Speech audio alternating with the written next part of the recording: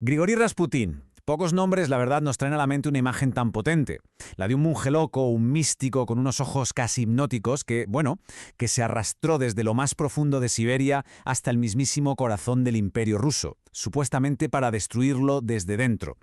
Pero claro, la pregunta es, ¿cuánto hay de verdad en toda esa leyenda? Y es que esta es la primera pregunta que nos viene a la cabeza, ¿que sí? ¿Era de verdad un brujo con poderes oscuros o era otra cosa totalmente distinta? Porque su historia, vamos, está hasta arriba de acusaciones de control mental, de manipulación. Y por si fuera poco, luego está el mito de su muerte. Una locura, vamos. Que si envenenado, que si tiroteado, ahogado, y que el tipo seguía luchando. Ojo, esta historia es la que de verdad convirtió su leyenda en la de una figura casi sobrenatural. Pero vamos a la pregunta del millón, la cuestión fundamental. ¿Puede de verdad un solo hombre, da igual lo carismático o corrupto que fuera, tumbar una dinastía de 300 años? ¿O quizá la respuesta es un poquito más compleja? Pues bueno, a eso hemos venido, a desvelarla. Claro, para entender a Rasputín lo primero es entender el mundo que lo creó. Es que no apareció de la nada, ¿sabes? Fue, por así decirlo, invocado por una crisis. A ver, pongámonos en situación. Tenemos un imperio gigante, inmenso, pero por dentro frágil, lleno de grietas. Al mando, un zar, Nicolás II, que parecía que estaba más a gusto en una biblioteca que en el trono, y una zarina, Alejandra, que vivía consumida por la angustia. Esto, claro, era el caldo de cultivo perfecto para que la desesperación llevase a buscar soluciones drásticas. Y aquí está el meollo de todo el asunto, el corazón del drama. El único hijo varón, el heredero Alexei, tenía una enfermedad incurable. Cada pequeño rasguño podía ser una sentencia de muerte. La medicina de la época no tenía ni idea de qué hacer, así que la familia imperial, desesperada, empezó a buscar un milagro. Y claro, en medio de toda esa desesperación, ¿quién aparece? Pues él. Un personaje que parecía sacado directamente de un cuento popular ruso, prometiendo lo que nadie más podía, lo imposible. Es que este hombre era una contradicción con patas, un campesino que apenas sabía leer y escribir, pero con un carisma que arrollaba y una fama de hombre santo. Fíjate qué mezcla. Era tan famoso por sus supuestos poderes como por sus escándalos con el alcohol y las mujeres. Un personaje, desde luego, magnético y peligroso. Aquí, justo aquí, es donde el mito y la realidad chocan de frente.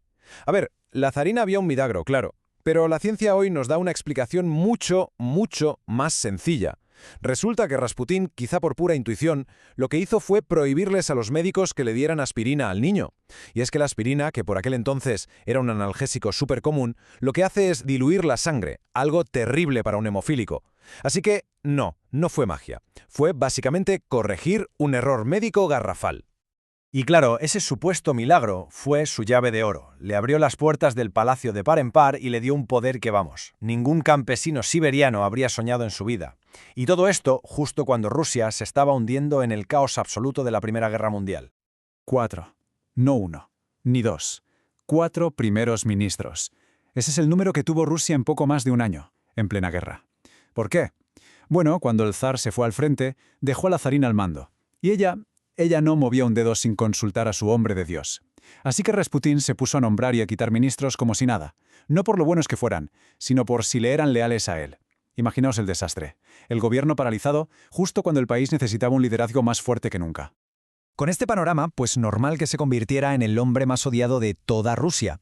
Para la gente que estaba sufriendo por la guerra, por el hambre, era mucho más fácil echarle la culpa a este personaje oscuro y misterioso que señalar al sistema o al propio zar.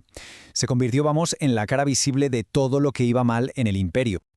Claro, con tanto odio acumulado, su final era cuestión de tiempo. Era inevitable. Un grupo de aristócratas llegó a la conclusión de que la única manera de salvar a Rusia era, simple y llanamente, matando al monje loco. Lo que no sabían es que su muerte iba a convertirse en su leyenda más grande de todas. Es que la versión que contaron sus asesinos es de película de terror, literalmente. Que si le dieron veneno y no le hizo nada.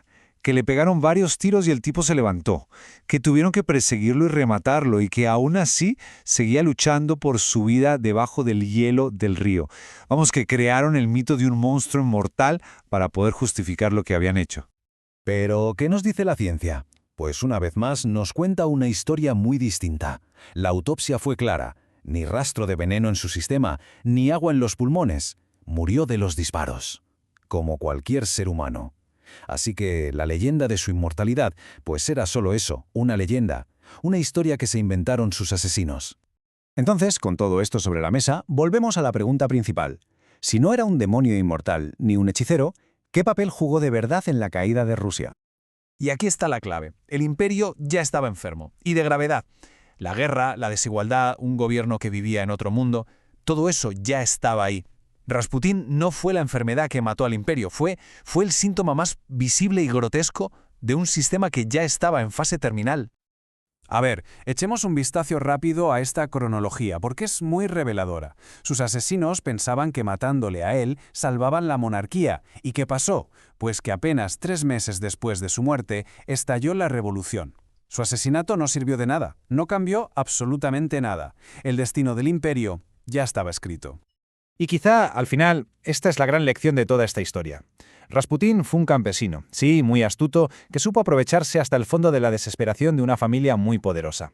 Pero el monstruo que ha pasado a la historia, esa leyenda del hombre que derribó un imperio, ese monstruo no nació en Siberia. Se fabricó en los pasillos dorados de un palacio lleno de miedo y por una sociedad entera que necesitaba con urgencia un culpable.